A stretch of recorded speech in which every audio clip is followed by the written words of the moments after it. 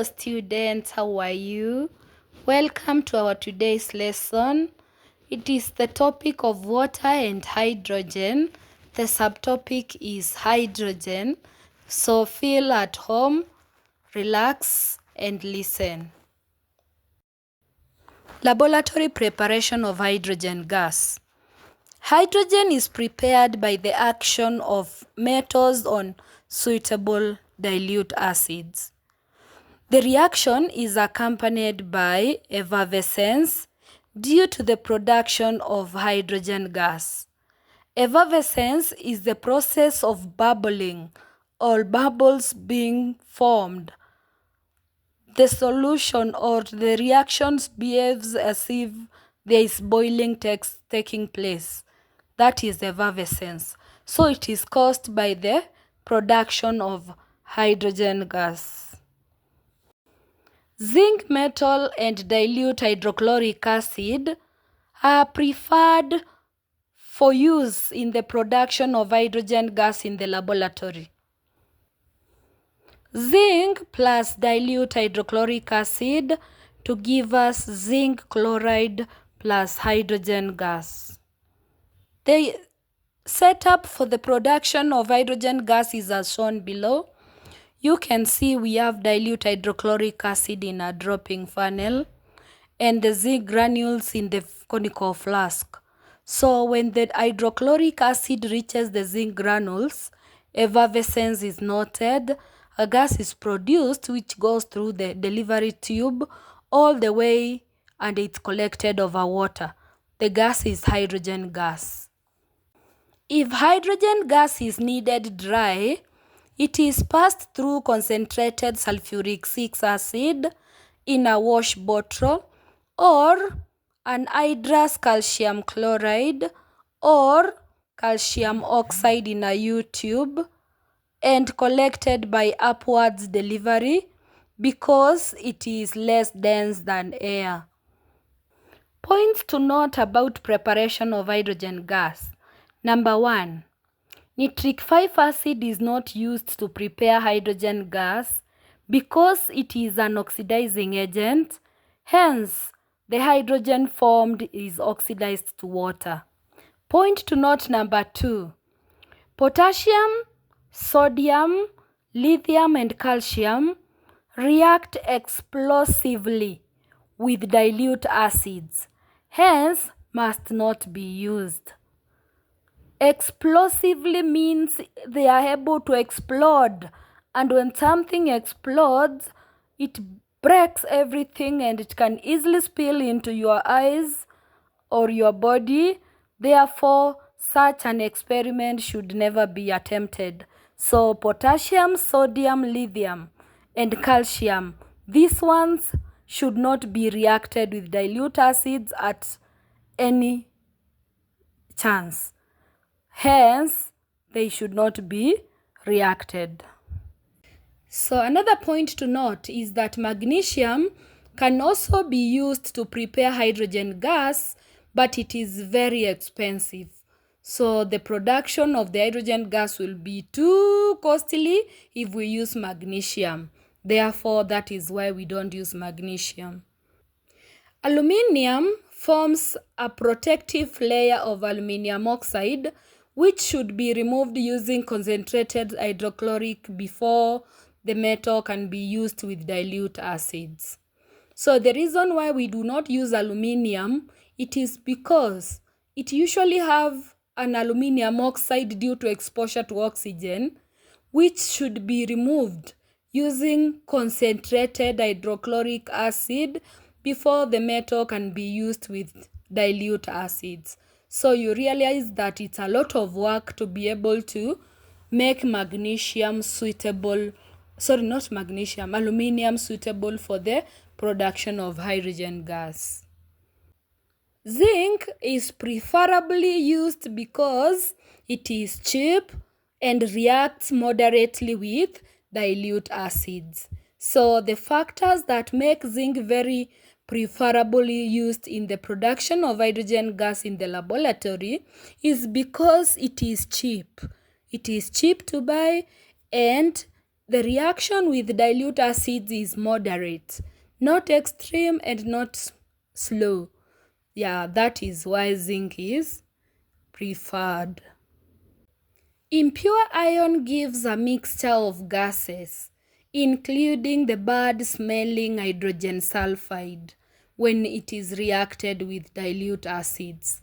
So we disqualify iron by the fact that it produces a mixture of gases whenever it is reacted with acids, including the bad-smelling hydrogen sulfide.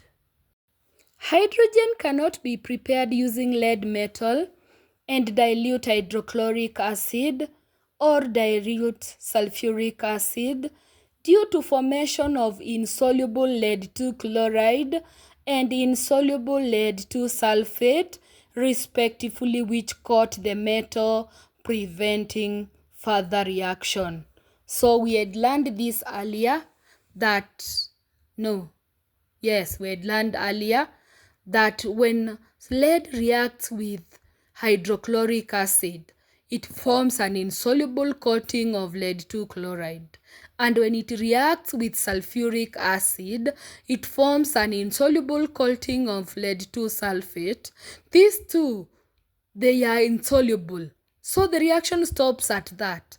Therefore, we cannot be able to use this metal with these two acids to form hydrogen gas, because the reaction will just stop at once. It will just stop.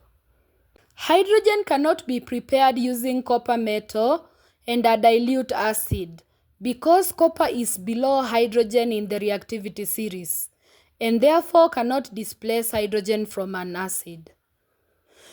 So copper is disqualified because it is less reactive than hydrogen. So nothing will happen when you react it with dilute acids. Now let's look at the physical properties of hydrogen gas prepared in the laboratory.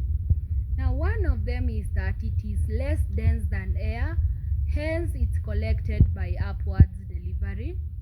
It is insoluble in water, so it can be collected over water. It is neutral to litmus paper, so there will be no effect if it is passed through wet blue or red litmus paper. The gas is also colorless and odorless. It does not have a color and it does not smell. The test for hydrogen gas. Lower a burning splint in a gas jar full of hydrogen gas. The gas extinguishes the burning splint with a pop sound. A pop sound is like a pop.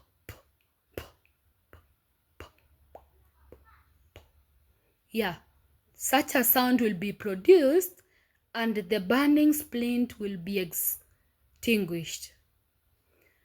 Something to note is that a mixture of hydrogen and air, they explode when ignited.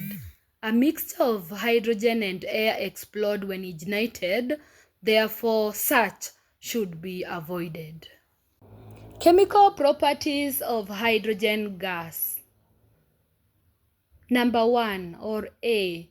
Burning hydrogen in air.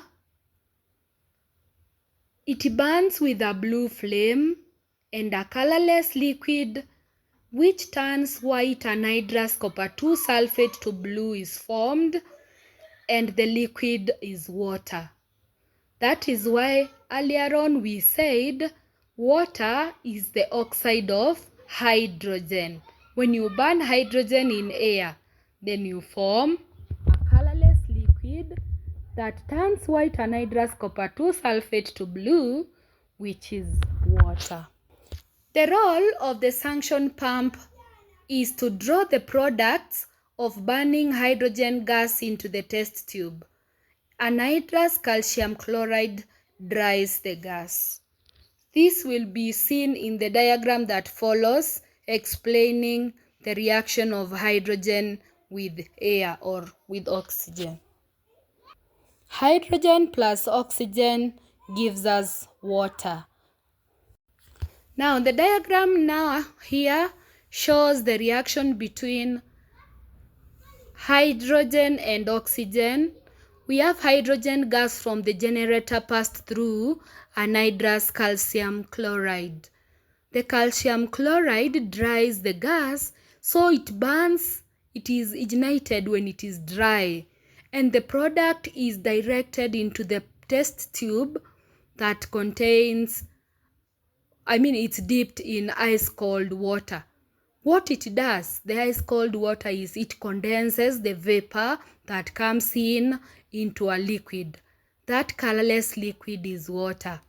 Then we have the suction pump. The work of the suction pump, I have told you before, is to pull the products of burning of hydrogen throughout the system so that it can be able to succeed. The setup can be able to give results. Chemical property number 2, or part B, hydrogen as a reducing agent. Hydrogen reduces both copper 2 oxide and lead 2 oxide to form the corresponding metal and water. The setup alongside shows dry hydrogen gas entering into a combustion tube which has lead 2 oxide being heated. Then the excess gas is burned at the jet to form a flame. Lead 2 oxide plus hydrogen forms lead metal plus water. Observations: lead 2 oxide changes color from yellow to orange and finally to gray. This is because when lead 2 oxide is heated, it changes color from yellow to orange, and then the hot lead 2 oxide is reduced by hydrogen to lead metal, which is gray in color. Colorless droplets are formed at the cooler parts, i.e., water vapor condenses on the cooler parts of the apparatus. So you will be able to see some droplets of water vapor on the cooler parts of the apparatus, showing that water is produced alongside the gray lead metal. Uses of hydrogen gas. Used in large-scale manufacture of ammonia, used in the manufacture of hydrochloric acid, it is used in the manufacture of margarine, used as a rocket fuel, used as a fuel in fuel cells. Together with oxygen, it is used to produce oxyhydrogen flame, which is used in welding.